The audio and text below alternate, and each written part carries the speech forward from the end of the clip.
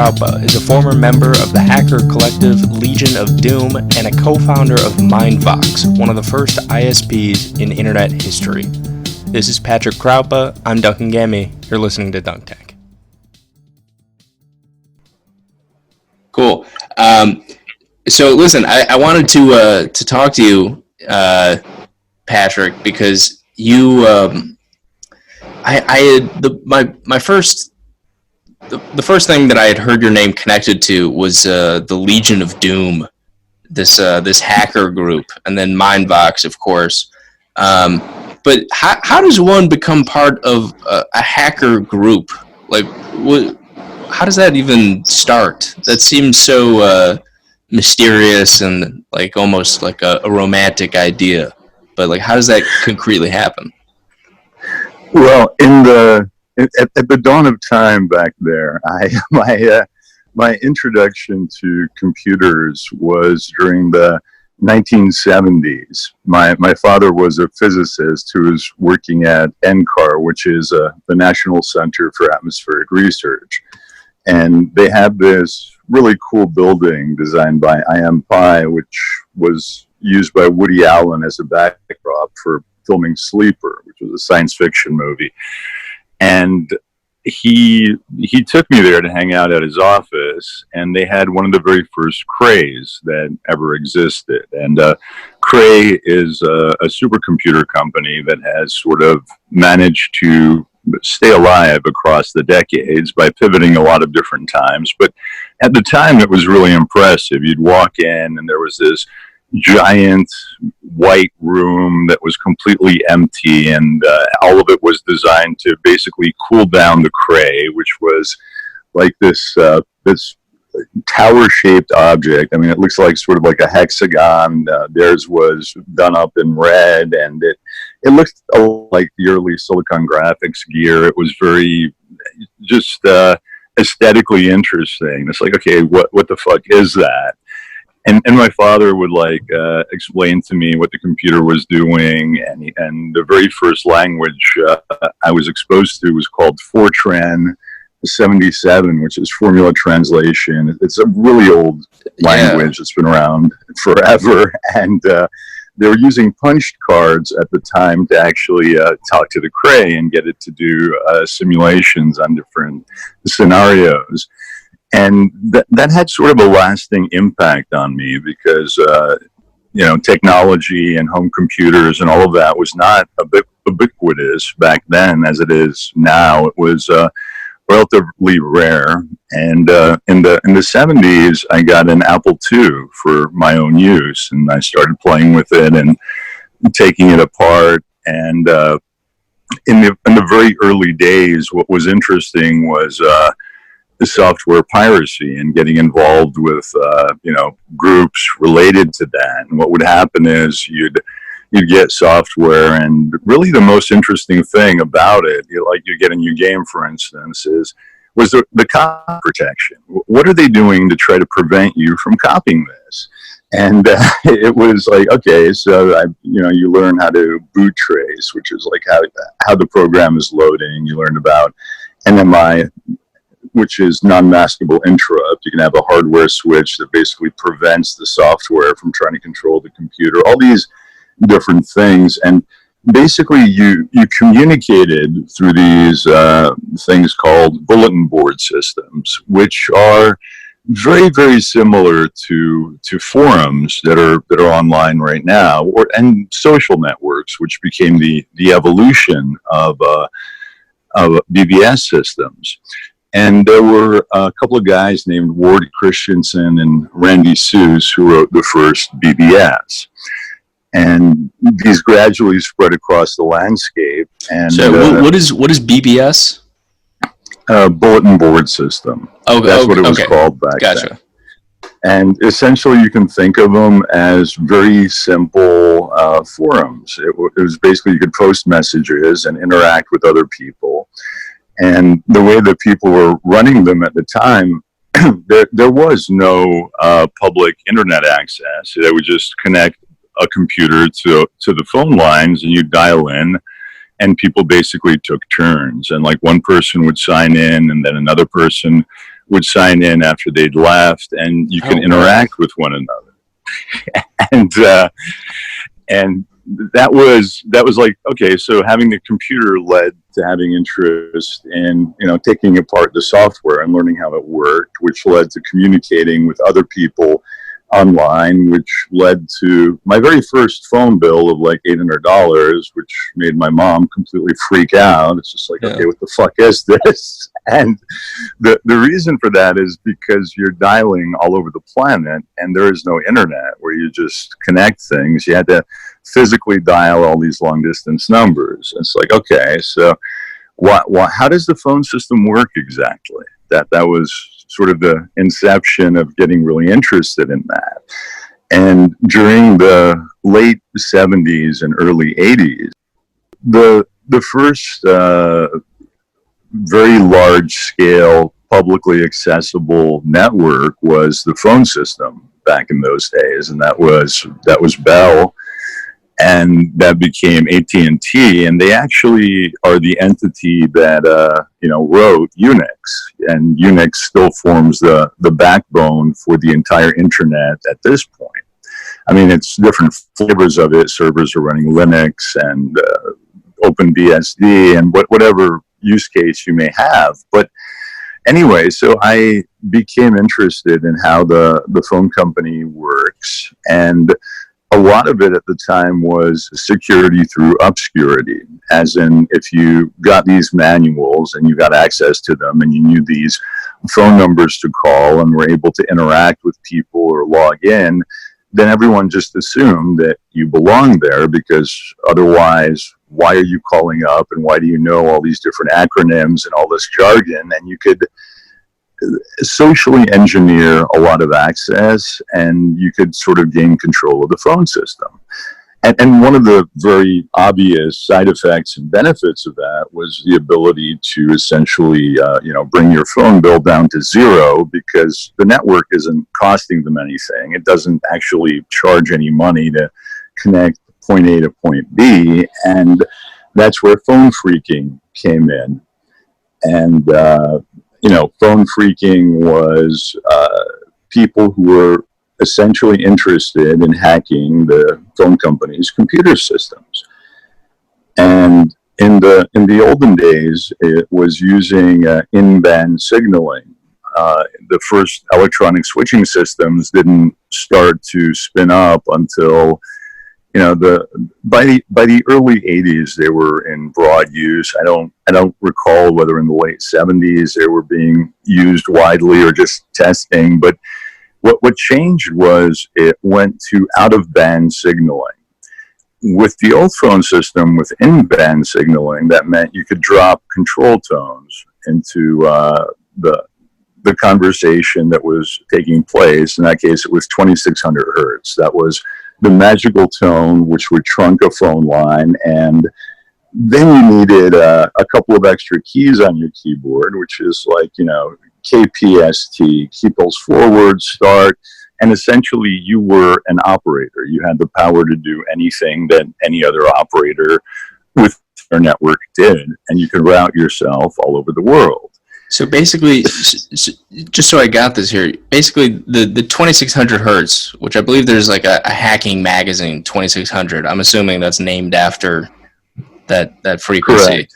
Okay, and you're creating, like I heard some people used to do this. I don't know if it's the same thing with like the whistle you got in the Captain Crunch cereal boxes. You would blow that whistle. That. Yeah, exactly. That's and it would connect you, and you could be an operator on the phone lines. That is, how old were you when you were doing this? Was when I started doing all these things. I mean, the software exploration that began when I was about 8 years old, 9 years old, and when I really got the power and started to understand how things were working, I was about 12 or 13, because my voice changed pretty early. Yeah. And when you're on the phone, it's very hard to tell if you're a grown-up who's in his 30s or if you're a 13-year-old kid if you have a deep voice.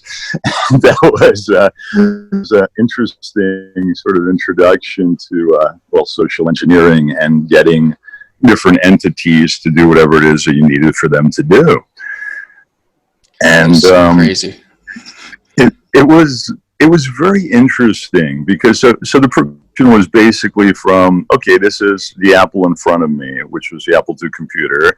Here's the software. Here's taking apart the software. Here's getting online to sort of find your peer group, and gradually moving through the phone companies' computer systems to figure out how to, get rid of those $800 a month phone bills because there is no internet and you have to somehow connect together, to gaining control over the largest network at the time, which was the Bell system and AT&T that morphed into. So that was the progression from, software hacking to phone phreaking to just hacking and taking apart different computer systems. And so the way these groups would form is a group of people would consistently share information that was of high quality.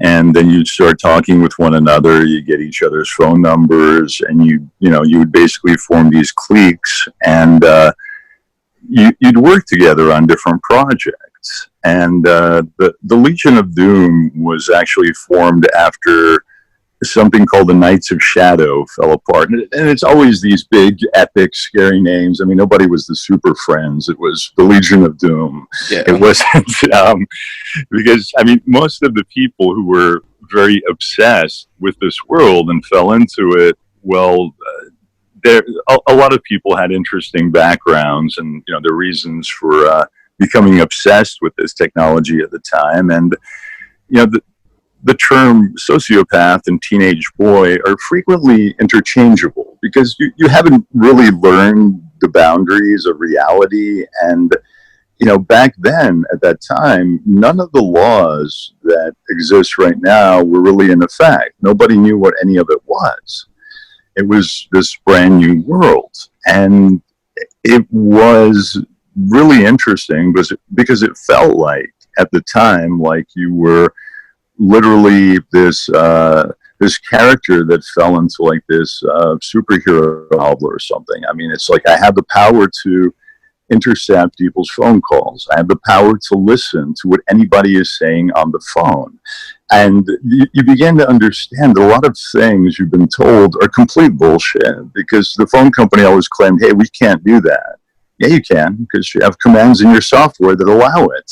It's monitoring for line quality, except you're just listening to people's phone conversations. Of course you can do that. And so it was this growing movement, which at the very beginning was comprised of a couple of hundred kids. Then it became a couple thousand, and it gradually grew. And during the 80s, there were a collection of raids on the participants of these different subcultural niche, and usually that was because some individual sort of started causing problems, and perhaps crossed the boundary over into black hat hacking, by which I mean to say they were getting some sort of personal gain out of it. It was beyond exploration, or they were trying to damage something. And there was something called Operation Sun Devil, which was like a collection of well-orchestrated witch hunts where they sort of kicked in the doors of a lot of different people and the good times ended. And that was... pardon me, that was essentially the birth of the Electronic Frontier Foundation, where a couple of people like Mitch Kapoor, who was the author of Lotus 123, which was the first spreadsheet that existed, and that which made the Apple II computer really viable for business. And then there was John Perry Barlow was part of that, and John Gilmore, who was one of the first employees. The whole dialogue about hacking and freedom of speech sort of started taking shape. And all of this coming together was sort of the backdrop for when I launched MindVox with my friend Bruce Fancher. And Bruce was in the Legion of Doom with me. And the way that MindVox actually started is we were hanging out, and we were copying Amiga software, which was another computer platform at the time, and we were copying video games, and we went like, hey, it would be cool to put this thing online. So why don't we get a system and put it up? And we did that, and we started Phantom Access Technologies, which was named after a hacking program that I had written in my teens. And that was sort of the parent name for the company, and that was 1991. And I believe we were finally incorporated around Christmas, and then very early 1992, we went online. We registered a domain name, which at that time was phantom.com, which is still our domain name. And, mindvox.com was registered subsequent to that. But anyway, basically it was like, okay, let's put up this system, which really had nothing to do with being a business decision or seeing a market opening. We didn't have any of those thoughts. It was more like we want to do this, and we need to find a way to subsidize what all of this crap is costing us, because there's all this hardware, there are these phone lines, and so we started luring people into the system, and we put together some software that allowed them to communicate, like the BBSs we've been using up until that point in time. And so that was 1992.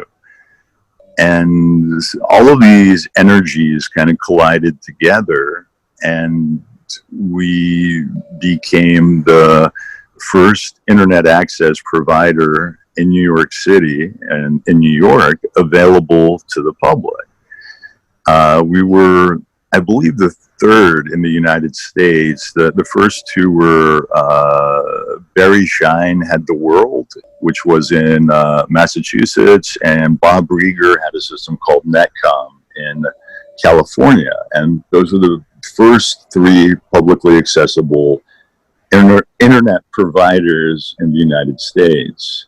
Yeah. And let me just ask you something really quick. So this was after all the big raids happened on a lot of these more sort of playful, exploratory hacker groups. But like you said, you could listen in on phone calls and stuff like that. Like, I imagine, especially like teenagers, young people in general, given that power, would abuse the shit out of it. Like, there's no way that, like, there had to have been some shenanigans going on that, like, I don't know the details, so I can't, like, make a judgment on whether or not any of the raids were justified, but, like, certainly teenagers should not be able to listen in on random people's phone calls, right? Like, was that did you guys ever listen to, like, some just, like, freaky, like, or high level, high power people, or was it mostly just, like, someone calling their son at college or something like that? Like, could you target individual people? Like, what can you give some insight there? I'm curious about the phone calls. Like, well, it was essentially all of the above. So one of them is like, okay, what does your girlfriend really have to say about you when she's talking with her friends? Okay, everyone had to check that one off the list. And there's what are people saying that you see on TV? What does this person say to that person? And then there's like, finding people's phone numbers. And of course, one of the most popular phone numbers to find at the time was the Woz, because that was Steve Wozniak, and he was the magical man who actually made the Apple, while, Steve Jobs is the marketing genius that made it, light up planet Earth and turn into, what it is right now, which is the world's largest company. And so you'd call up the Woz, and it's like he was expecting it by that point in time, and he'd talk to you, and you could interact with all these different people. And we did actually participate in a lot of different pranks, and calling people up, and just seeing how they would respond, or seeing what they actually had to say. So, okay, this is a public figure, and they're saying these things in public. What do they have to say in private? And that was it was That just is some curiosity. NSA level like power right there. Did you ever like look up like politicians? Like, okay, what's this person saying behind closed doors? We did at different points in time, and some of those conversations were very interesting, and many of them were extremely insulated, because what you would find out is like, okay, how does this person actually talk? And the answer is, okay, they walk out into like their lobby of their office, and they have a quote unquote public payphone, which is not public. You can't really access it. And that's how they talk. The reason for that being it's extremely difficult to get a court order to, monitor a public phone, whereas it may be very easy to monitor their individual phones and their individual records. And back then, if you had a mobile phone, that meant you had a suitcase and a handset connected to it, and eventually those kind of like shrunk down into these brick-sized devices. And really, I think Motorola and the StarTAC, those were the first iterations of what would resemble current mobile phones, and that didn't arrive until the late 90s, really. And BlackBerry, of course. But you just had an insane amount of information at your disposal. When you're a teenage kid, you don't really have a lot of insight on what all of that would mean. But the one thing that it left me with, and a lot of people, is just, all of reality is comprised of half-truths, lies, and a lot of bullshit. It's just like, this is the story or the narrative that's being sold, but all of reality is actually manipulated. It's not real. It's just another show. And that sort of impacted pretty hard at that time, because you could sort of like look behind the magic curtain and figure out that what people presented themselves as and what they represented might not be who they really are. What was the most like stark contrast? Like who did you I don't know if there were like legal issues in talking about it, but like whose phone were some of you guys able to like tap, where they presented one public face and their private face was just completely different? The answer to that would be individuals who are involved in politics, and individuals who are involved in different different events that had spawned litigation, and were different cases that were happening at the time that were really important or interesting. And without naming those individuals, since many of them are still around right now and actively engaged in the same thing, it was a very large dichotomy between what was being sold to you and the narrative that was presented and what their actual thoughts and beliefs might be. And it was like, okay, everybody is just acting, and all of this is a script, and it produces a lot of cynicism and lack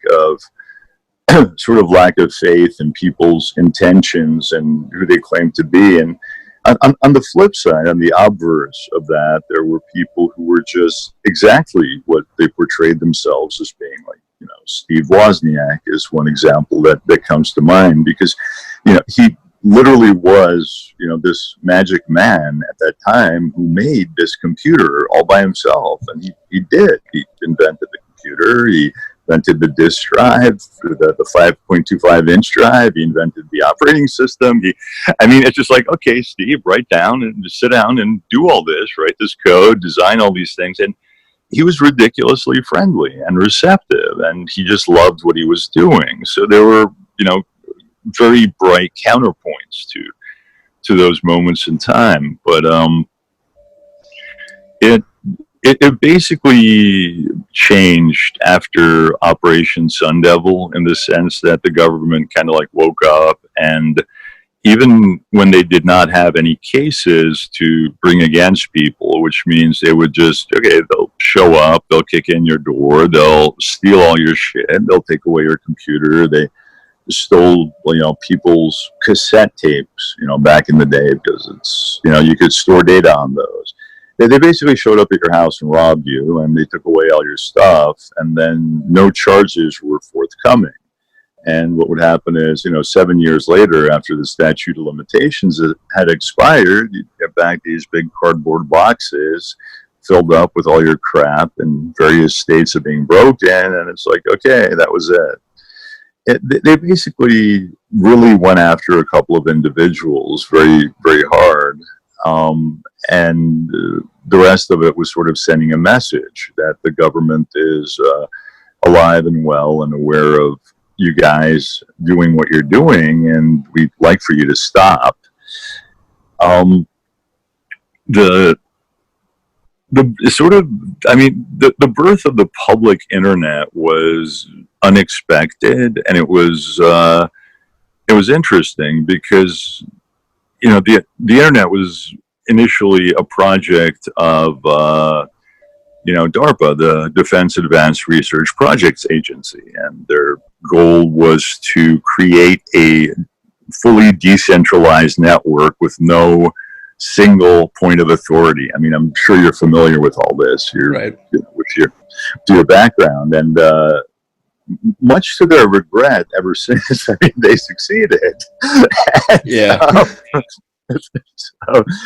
So what would happen is, like, okay, we put up MindVox, and we're in New York City, and a lot of the trendier people who were on the edge, which at that time was like, reality hackers, had become Mondo 2000, which was a magazine that was put together by Allison Kennedy and Are You Serious in California. And Wired did not exist at the time. They were just starting to publish their very first issues. And I believe that Louis Rossetto and the other founder had modeled it after something called the Electric Pencil, which was published in Amsterdam. But anyway, it was sort of like the edge, and all of these people started paying attention to it. And what would happen every fall is, like, people would make jokes about the whole internet is going to get fucked up, and it's like all these people are going to pour into it because school will start, and all of these kids are going to get assigned email addresses, and of course they're the only ones who had access to the early internet because you got access at school. And it's like they're going to show up on the news groups and all the different forums, and it's all the newbies are going to show up and ruin everything. And it was just entertaining because it seemed to me like a bunch of cranky old men getting upset that whatever's happening. But right. But does this refer to the concept of what eventually became like the Eternal September? Basically. Okay. Yeah. Can you explain that a little bit? The Eternal September is the process of a lot of new people sort of entering the space that you're in, who are not familiar with any of the culture or sort of the history that really led up to the moment in time that they arrived. Because usually they don't care. It's like, okay, well, here's your email address, you've been assigned at school, and here's your access to the Usenet, and here's your access to, you can Telnet. This predates SSH, and, it predates www because it had not yet been invented. It was, you would Telnet from system to system. You'd open a connection off a terminal or a command line in Unix or whatever. And it was just like the influx of complete novices who would show up and sort of increase the noise to content ratio on everything.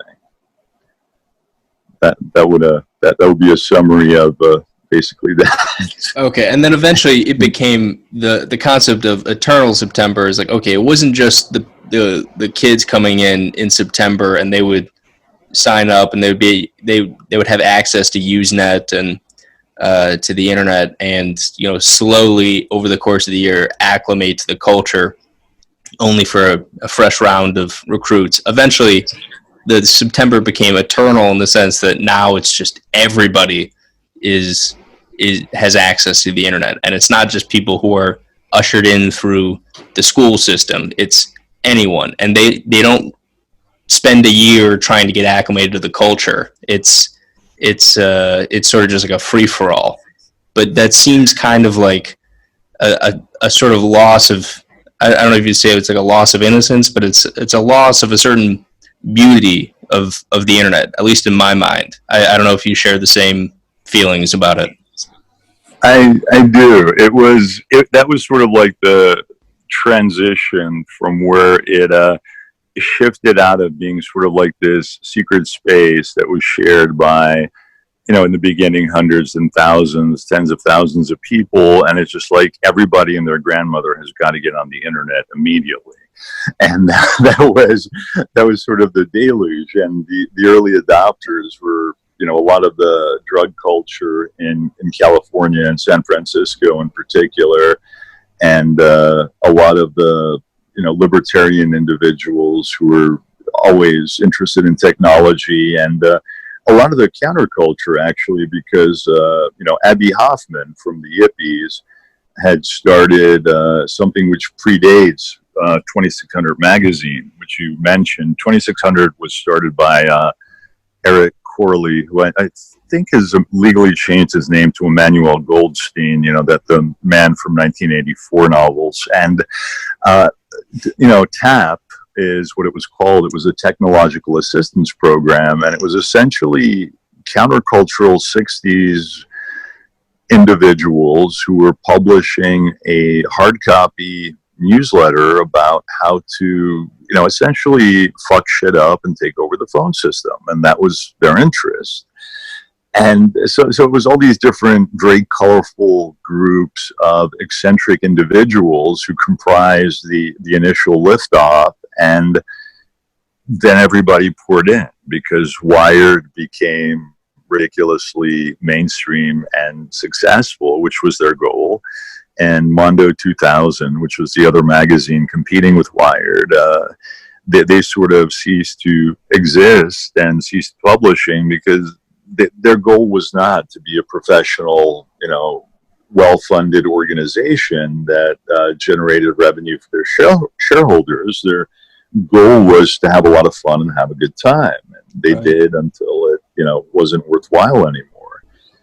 But that was the tipping point, because that was, for me, that was being in New York City in the early 90s. And it's just like, okay, everybody is pouring into this thing. I mean, we're growing at a rate of like 100% every month. And it's just it's completely crazy.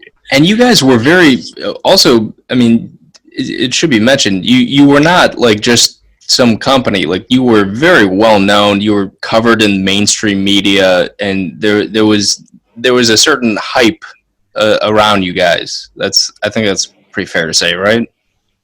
Yeah, I wrote kind of like this manifesto called Voices in My Head, which was sharing my thoughts about sort of the decade that predated the launch of MindVox and what led up to it. And so essentially, yeah, I mean, there was just like a tremendous amount of hype around what we were doing, and who all of us were, who our backgrounds were, and the individuals who we employed. I mean, I think at the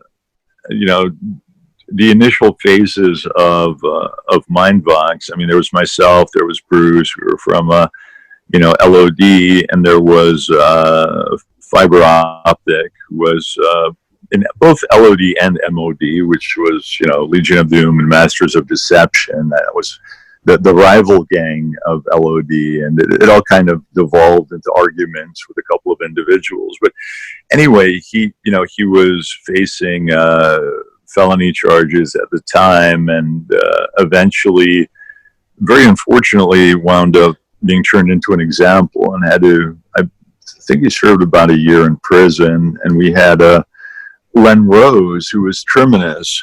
Len had just gotten out of prison and was literally living at a halfway house, working with us, and he was, the online system security guy and network administrator. And these were our friends, and they were just like people in the hacker subculture who were really good at what they were doing, which enabled us to provide the services that we were and to light all this up, which was a lot harder back then than right now. And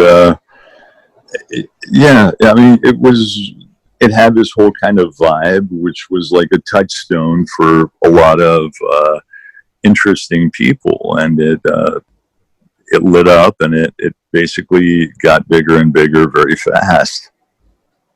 It's one of the things that, and I don't know how much you want to talk about this, but one of the things that is it boggles my mind, the fact that while you guys were growing this company and you were like managing, these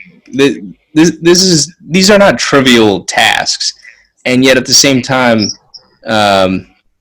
correct me if I'm wrong, but during this time you were doing heroin. And like, obviously you've got off of it and all that is behind you, but like, how the fuck do you manage that, dude? Like, how are you able to do those things? Like, when I picture someone doing heroin, I don't picture someone getting anything done. Certainly not someone in charge of a company. Well, I was what you'd call a high-functioning addict, and there are actually a surprisingly large number of those. When you're on heroin, all it means is that you're extraordinarily calm pretty much all the time. So it's actually quite simple to get things done, because you're not experiencing stress, you're not experiencing all this emotional turmoil that you might otherwise have. It's very steadying and very nice, and sounds good so far. I'm not suggesting anyone goes and does it. But it's a really nice headspace. I mean, to sum it all up, when people ask, well, what is it that you want out of life? The answer would be, I'd like to feel exactly like this forever. That's it. That's all I want. You have contentment, you have peace, you feel good. And so that wasn't so hard. I mean, my whole life, like my personal life, was a complete wreck, and that was true of multiple individuals within MindVox. That's just not only myself, and it's not necessarily information that everyone has chosen to share about themselves, but that was okay. The part where it sort of got out of control is where you add cocaine into the mix, and I was doing speedballs, which is you mix together heroin and cocaine, and at that point it's very hard to remain high functioning. At that point it's like, okay, 2 weeks just vanished, and you repeat that over and over again, and you sort of start to disintegrate and fall apart, which is what happened to me. But heroin so the heroin was not the problem, is what you're saying. That's correct. Yeah, I mean, heroin was the super glue that allowed me to keep going and just like not worry about all my personal issues and all the events that were happening in my life necessarily, and just focus on what I wanted to focus on. It's like, okay, I can think. All the noise in my head has stopped. I'm sorry, but you're saying this with in a very calm tone and a very reasonable tone, and I'm almost like, I can almost believe what you're saying, but I mean, heroin, was that really a super glue? I mean, looking back, if you had not been doing anything at all, if you just got up in the morning, had a cup of coffee, like, would that not have, maybe meditated or something like that? Would that not have been just as good? It's, from using the lens of just having an objective viewpoint into all of that. Yeah, of course. And if that's what I had been doing, then, at this point in time, we'd all be billionaires and everything would have played out a little bit differently. And ultimately the whole thing wouldn't have burst into flames and become this epic sort of disaster. So yeah, undoubtedly. And I had an endless amount of psychiatrists and therapists and people supporting me who provided the same insight essentially at the time. It was very difficult to stop. Heroin is something that I started doing when I was very young. I was about 14 years old. I had, one of those toxic childhoods that's so popular. And I just grew up in an area where that was on every street corner and every stoop. It was all over the place. It was very accessible. And it had been sort of part of my life for a long time by the time MindVox had started, but it wasn't really a problem. And at the point where I just started making a lot of money, it became a bigger and bigger problem that escalated. But at no time would I say that heroin was the thing that sort of destroyed my life. I mean, at that point in time, it sort of enabled my life. It's really strange because, I mean, looking at it in retrospect, had I not been on heroin and not been addicted, then everything would have played out a bit differently because I would have had a much greater locus of control than I did back then. Things wouldn't have sort of devolved into the train wreck that they did. And, that would be cool. But at the same time, I was struggling with a lot of things I wasn't really emotionally or psychologically equipped to deal with because I was a kid. And that I was extremely grateful for that super glue because it's just like, what do I want? I just want the pain to stop. And that worked. That did it. And what were computers and technology and all these different things I became obsessed with? The first drug I remember is reading. It's just like, okay, this is cool. I can read these words and escape. I get out of my situation. I'm someplace completely different. And thoughts are things. And, computers amplified that potential. And it was all very interrelated. And, I was experimenting with just attaching molecules to my receptors, reality hacking, which is not very unique. I mean, there's a large contingent of individuals who were responsible for the entire computer industry lighting up who were quite familiar with drugs. Some of them used hard drugs. The vast majority used psychedelics. And now over here in 2020, when I look at that, it's like we've got the opioid epidemic, which is, of course, brought to you by Big Pharma because they're the world's largest drug dealer. Right. And you've got, psychedelics are being mainstreamed for the first time in history. You've got MDMAs in phase 3 clinical trials, thanks to, Rick Doblin and MAPS. You've got psilocybin, I believe, is in phase 1 or 2 for treatment-resistant depression. All these molecules that were demonized are now being accepted as having a lot of potential benefits, both therapeutically and in the case of Silicon Valley and the whole inceptions of the internet, creatively. It's like, think outside the box. How do you do that? I don't know, drop some LSD and you certainly will get out of the box. There's no more blocks. There are no more doorways. You might not be in where you want to be, but you will definitely be outside of whatever box you were in. Yeah. Yeah, you will.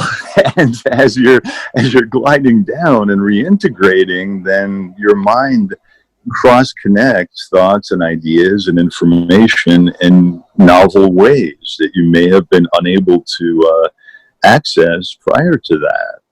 There's a lot of very early internet pioneers who became quite vocal about their enthusiasm for psychedelic drugs as they reach the point of becoming worth, hundreds of millions or billions of dollars, and they don't care anymore. It's just like, it's not like someone's going to fire me because I said that I do a lot of psychedelics. Right. Yeah. If anything, they'll be like, "Oh, you're an eccentric genius," like when Steve basically, Jobs said, yeah. like, "Oh, Yeah, my God." that's true. That Jobs did. It's that LSD is one of the most important things I ever did in my life. John Gilmore, who's again one of the founders of the Electronic Frontier Foundation and one of the very first employees of Sun Microsystems, which made the hardware that actually made the internet work back then. He was a big proponent of Burning Man, and he would show up and get himself photographed and talk about it. It's not very isolated, is what I'm saying. I mean, creativity, psychedelic drugs, technology had always sort of interlocked since the very early days. But what's weird about that is there are other creative industries out there. Like, I assume that some people in the movie industry are doing psychedelics, but it's not as, like, notorious as, like, as it is in Silicon Valley. I mean, you know what I mean? Like, what extra wrinkle is technology providing to this mix? Because it is creativity, but it's also like this weird cerebral. I don't know how to put it, but like, you know what I'm saying? Like, what is it about technology? It's it's interesting, but it's like, for me, technology has always been sort of an obsession. It's okay. You have OCD. What does that mean? Well, it's a great gift if you allow it to go to places where you steer it. It just means you keep going where other people quit. And with technology in particular, there's the actual potential to sort of apply all of these different thoughts and make shit happen. If I was going to point out like a single specific intersection point which kind of captured all of these different elements, for me anyway, it would be, oddly enough or not oddly enough, William Gibson, who was for the most part not very technologically literate at the time. He wrote a novel called Neuromancer, and that came out in 1984. And there was actually like a short story before that by Werner Binge called True Names. But essentially, Neuromancer was a novel where the primary protagonist was an anti-hero who was a black hat hacker that happened to be a drug addict. I was like, okay, you just lit up every single fucking thing that comprises my entire life and suspended it within this framework of mythology. It was like, holy shit, you're the Joseph Campbell of cyberspace. And, it's well, what is technology doing? I mean, what is our brain? I mean, it's the greatest supercomputer that's ever been invented. Everybody has one floating around inside their skull. Everything that you think that you like or makes you happy really is an illusion, because the only thing anybody gives a shit about is dopamine and serotonin. Those are the only things that your brain really likes. I mean, if you think you accomplish this thing, or you get into this relationship, or buy that house, or have that job, all these things will make you happy. Maybe they will for a while. Who knows? It's dependent on you. But really, the only thing that you care about is dopamine and serotonin. That's it. That's the program.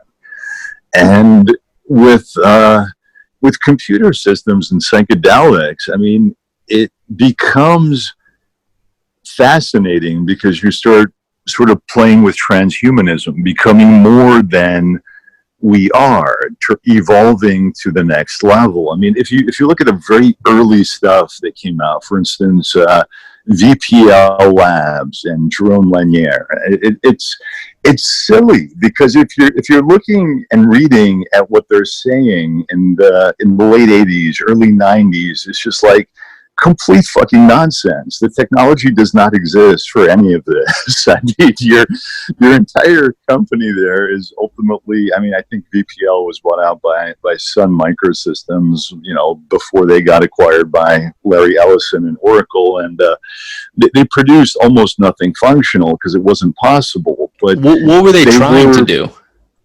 They were trying to create virtual reality where you get total immersion in this alternate space. And when I show up at, oddly enough, psychedelics conferences, and right now, and 6 months ago, 12 months ago, there's this entire thing called cyberdelics. What are cyberdelics? And for me, I mean, you're familiar with all of this. You could perhaps share your own insights, but for me, what was fascinating is, wait a minute, it's 2019, 2020. I've heard this shit before 30 years ago. Nothing has changed. It's exactly the same. And what it amounts to is, hey, we're all going to do a lot of psychedelic drugs and play with our computers. And then eventually we'll just fall into our computers. And that seems to be the recurring sort of obsession amongst a lot of people. It's just, we're going to become superhuman or godlike entities. We're going to attain the singularity. We're going to share our feelings, our thoughts, our emotions, and just transcend what it means to be human. And that seems to be a very basic kind of innate human drive or desire. And a lot of people get really lit up on that. And it's a very romantic and powerful kind of motivational force. It's creativity, it's passion, it's the love of what you're doing, and sort of the wonder and the awe of where all of this can go. Because you don't have to believe in any fucking thing if you take psychedelics. You can believe in nothing. Just attach the molecule to your receptors. You don't have to think about spirituality or the divine. You just experience it for yourself. And if you're experiencing all this while you're surrounded by a bunch of computer gear, it all kind of cross connects, and you pull it together, and cool things happen. It's very common and ubiquitous amongst people who are playing with technology and sort of doing so at the very highest levels, where they're really creative, and that thinking outside the box, is putting it mildly, or evolving something or creating something brand new. Cool things happen. Do you think Elon Musk takes psychedelics? Yeah. Well, I mean, I know that he smokes high sativa content weed. I mean, I think apparently, yes. Knows that. Yes, yeah. The SEC and his shareholders would prefer if you shut the fuck up on Twitter. Yeah, right. I love Elon Musk. He's awesome, and Tesla is a great company. And SpaceX, and it's just, when does he have a life? It just, he works 48 hours a day, and then he's a very colorful individual, and I greatly appreciate his work. Well, one of the things I was going to say when you were talking about the transhumanism and like this desire to be like godlike and the singularity, I agree that it is like an innate human drive, but it's in some ways, and I'm not saying we'll never get there, but in some ways, it is an innate human drive, in the same sense that like creating a Tower of Babel is like this desire to conquer nature.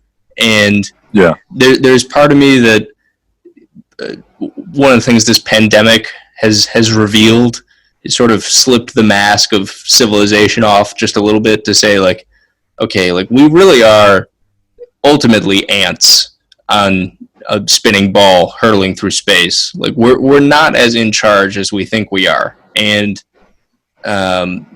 things like climate change in the future, like nature reasserting itself almost, like we have a long way to go, I think, before like mastering nature or truly becoming godlike in any way. Like they always say, nature can only be commanded by obeying it, which is very true. Like you can't skip outside like the laws of nature. You're ultimately, if you have like a pulley system that you can just pull a string and it lifts like a giant ship out of the water.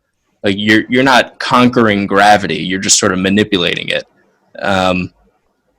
So I don't know if we're ever gonna like truly escape ourselves. And I think as much as I hope we get to some point where we can sort of experience like if there's a way of transplanting our consciousness in like a computer and letting it live forever, like great. That would be a scientific project like worth achieving.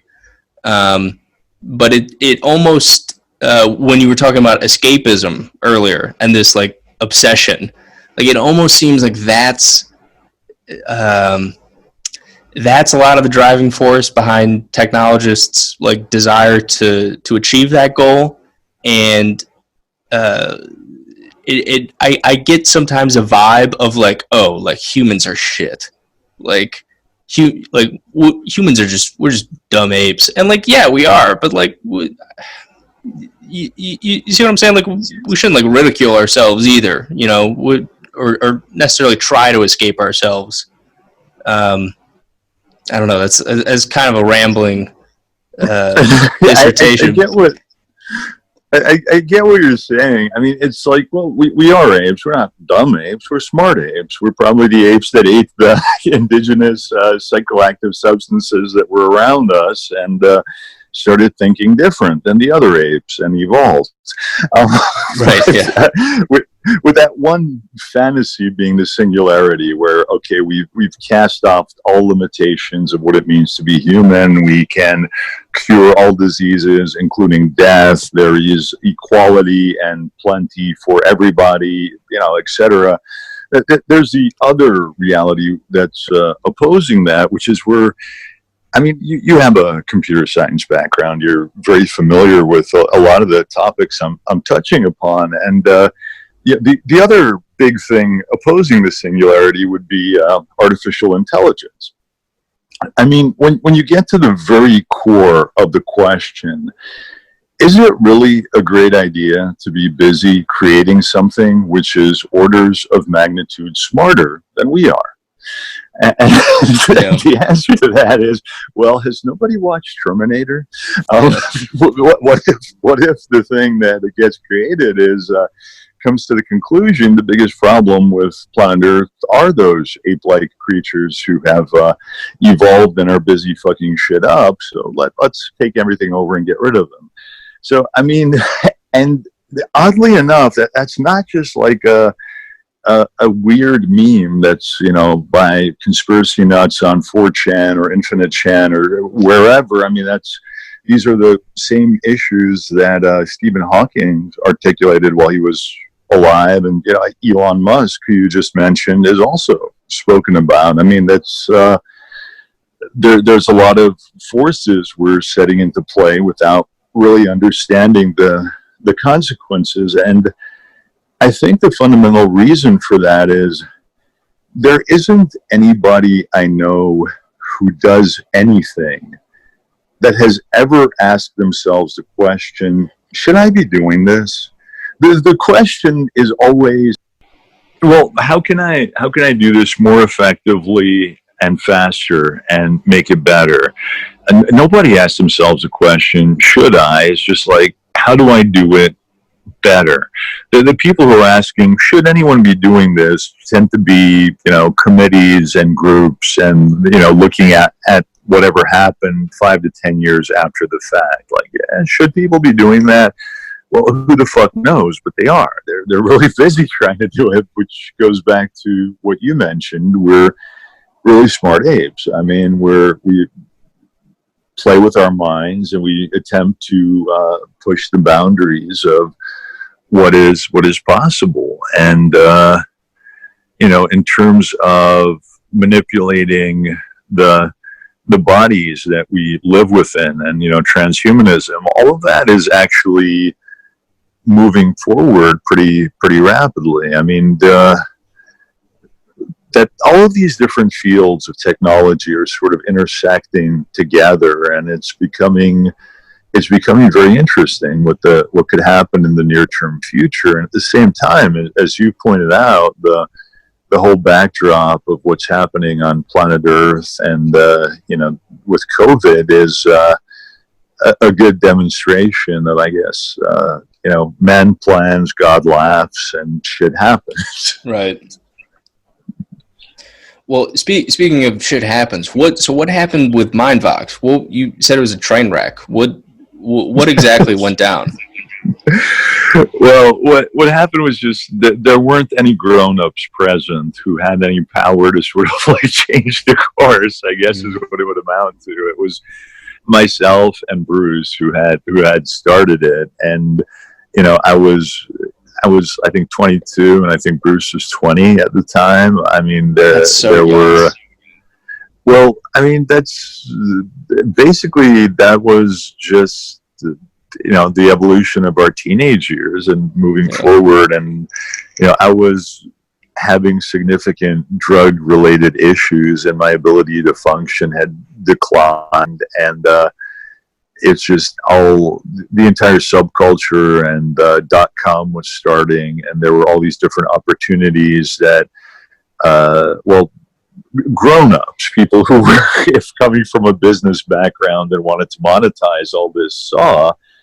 And I think you asked that question initially. It's like, what do you view as the ending of the golden age? And that was basically it. It was the September that never ended, and .com beginning, and that's when the whole world kind of poured in, and the business world poured in, and their interests are, of course, just how best to monetize everything, and that kicked off the environment that we have today. And what happened with MindVox was actually not that eventful in the end. All the entire user base and everything was acquired by another company. We held on to all the intellectual property. I mean, we still own all the domains. We own the software. There's always talk of like, okay, we'll just put it back up as a historical exhibit, or we'll do something with it. we haven't done that yet, but all of it is intact, and it's just kind of like sitting there. I mean, I can spin it up in a VM. There's the system, and so we actually went offline to the public in the late 90s. I believe 1997, 98 is when we access for most normal users, and just kept a couple of mailing lists running, which kind of continued in perpetuity. And that was it. I mean, the user base got acquired, and we all went about our lives. That was very sort of anticlimactic. It was not what we had in mind when none of it was what we had in mind when we started it. When we started, we were just going to build a system to hang out in with our friends. So I had, when you first get past the denial stage and you get to the point of, okay, I have a drug problem and I'd like to detox, I'd like to stop this. I mean, I tried literally every methodology, every paradigm that existed, like back then in the 90s, which is actually remarkably similar to what we've got right now. Very little has changed. So there's like, opioid substitution therapy, there are tapers, there's ultra rapid opioid detox. I tried all of those. I tried this thing called a TENS unit, which is like electronic acupuncture, and there was a guy called Dr. Richard Resnick, who was at Columbia at the time, who was actually a really, really nice guy. And you go into his office, and there'd be like a signed photo of Pete Townsend, and there's Eric Clapton. He would not mount Keith. Yeah, basically, he would not mount Keith Richards' photograph. That wasn't happening.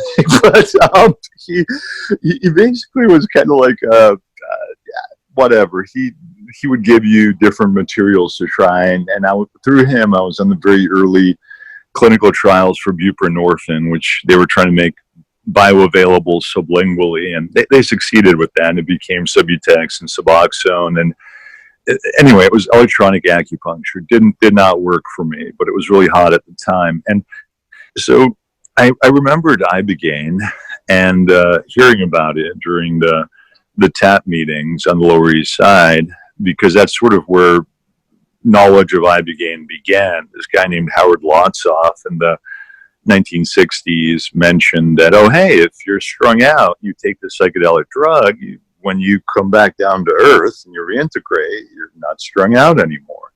Like, okay, wow, that's interesting. And so they had this lady named Deborah Mash had started clinical trials within the U.S., and the FDA actually greenlighted them and approved it during the 90s, which is a fucking miracle because it was a psychedelic drug. It's the 1990s, and they said, okay. And then it ran out of funding because NIDA refused to, give it any further money. But whatever the case, it worked for me. I went to this island in the West Indies called St. Kitts, and well, at the time I was on about 200 mgs of methadone and about 1.5 grams to 2 grams a day of heroin, which is a pretty, well, that's a pretty heavy habit for someone who doesn't have tolerance. It's enough to kill probably, like, I don't know, 12, 15 people if you don't have tolerance.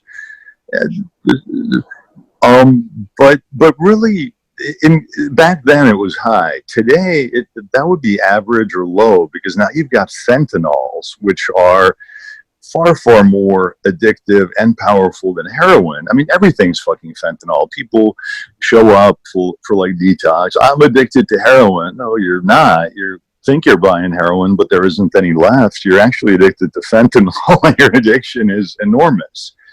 So it's only, that would be a very low baseline at this point. I mean, in 2020, it's far worse. But so when I first took Ibogaine, you have to be in the process of withdrawal.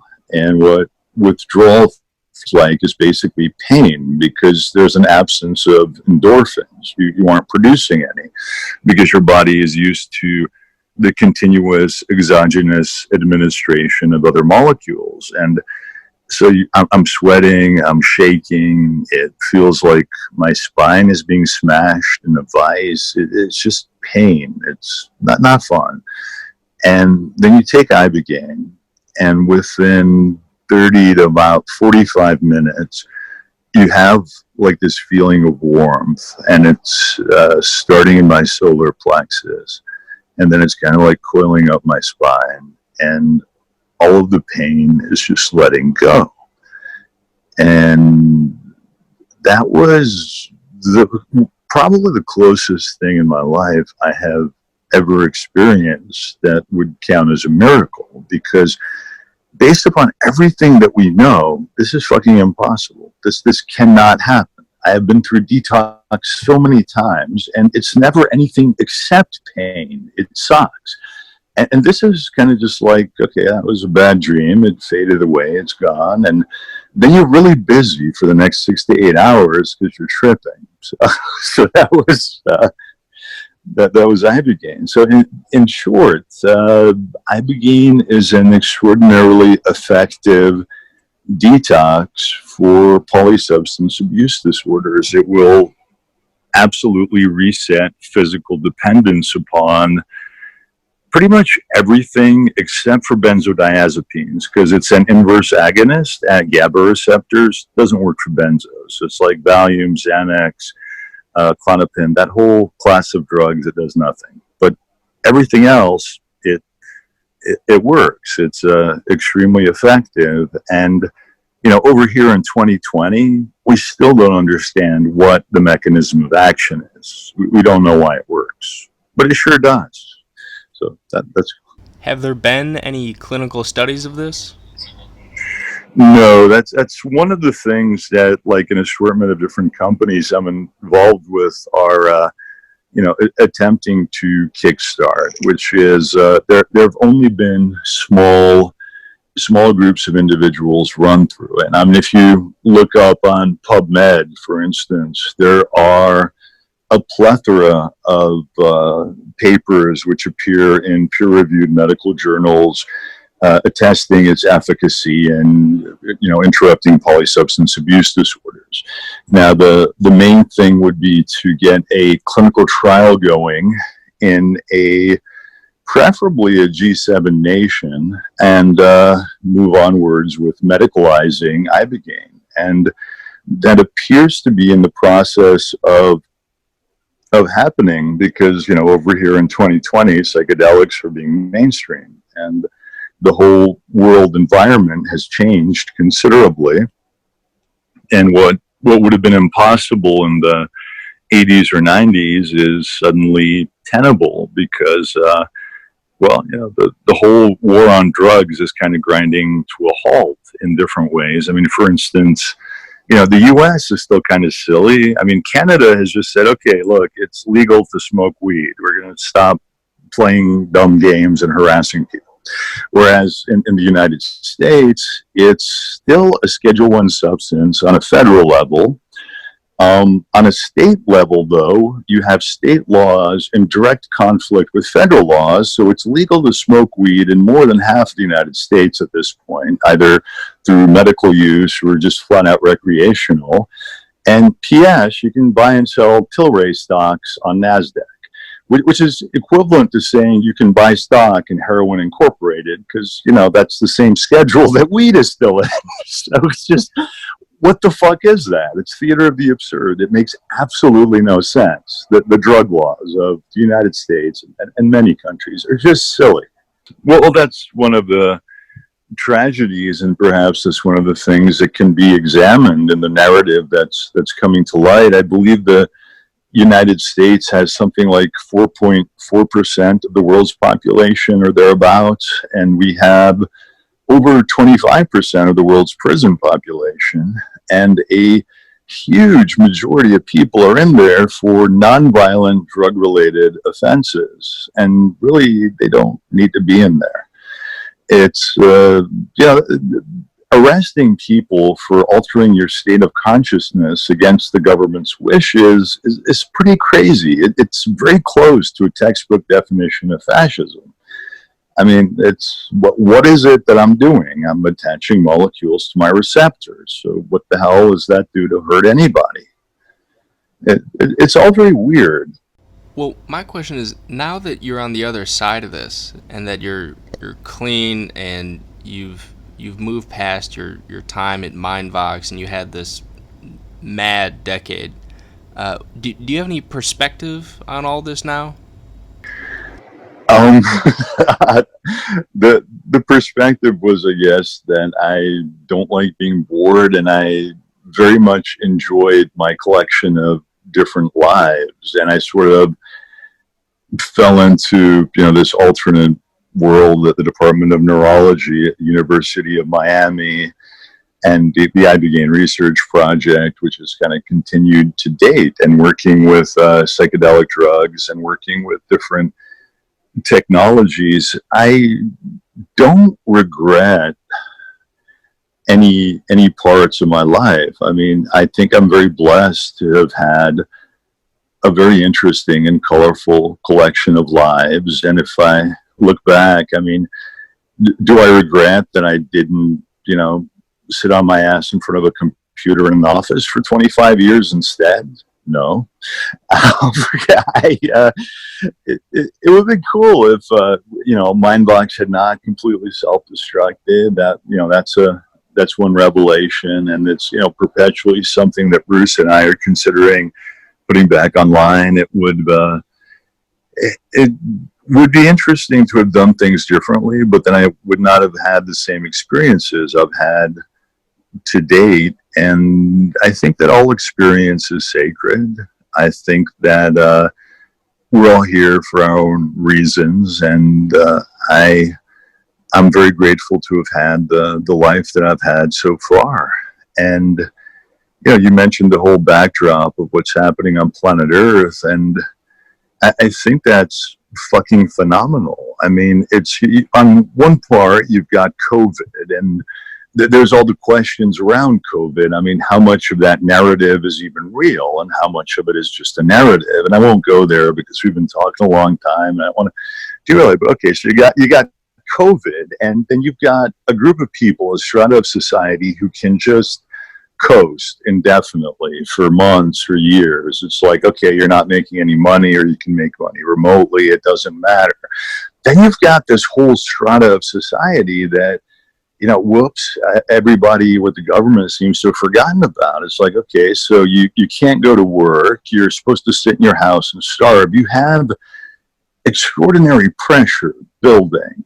And then on top of that, you drop this incident and all of it ignites. And it's like, okay, well, that's how revolutions begin. And I'm very hopeful that it's a peaceful and productive revolution, and that appears to be the direction it's headed in. So change is perpetual. And I think we're going through a phase where there's going to be extraordinary change, and I think that's magnificent, and that's that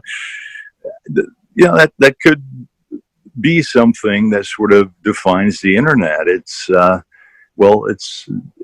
there's Twitter, there's Facebook, there's all these different entities and their responses to it, and there is the ability to communicate. I mean, that's enormous. I mean, everyone has a phone, everyone can shoot what the police are actually doing, there's reality checks, and I hope all of it takes us to a better place. Yeah, that reminds me, I'm not a fan of Lenin, but he has a good quote where he said once that there are decades where nothing happens, and there are weeks where decades happen. And it kind of feels like we're in the midst of that right now. That's brilliant. I think it's a very apt quote for right now. It has been a pleasure to speak with you and wander through all these different decades of time, and thanks for giving me the opportunity to explore my thoughts kind of and share them. Yeah, absolutely. My pleasure. And if you ever want to come back on again sometime, you got an open invitation. Thanks very much. I'll take you up on that. I enjoyed our talk, and I'm sure we can find more things to ramble about in the future. And for right now, I wish you well, and I hope that the experiment in progress in America and worldwide turns out well. All right, peace. Yep, take care. All right, thank you to Patrick Kroupa, and thank you for listening to Dunk Tank. I'm Duncan Gammy. See you next time.